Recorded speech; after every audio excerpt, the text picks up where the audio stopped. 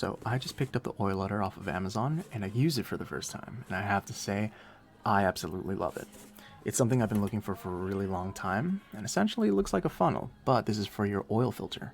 So this oversized cup fits over your oil filter. That silicone build is super grippy, so you can just grab onto your oil filter and hand loosen it. It's got a spout at the end where you can direct it any which way you want, and you can just plug it up and have it hang out there. But my favorite part about this is there's a magnet on the inside, so when you attach it to your oil filter, it just chills out there. So what I do is I attach it to my oil filter, twist it a little bit, wait for all the oil to start leaking out on the sides. This flange lip prevents any of the oil from dripping out. And you just let it hang out there and let all the oil drain out before you just twist it all the way off. And it's honestly the cleanest oil changes I've ever done in my life.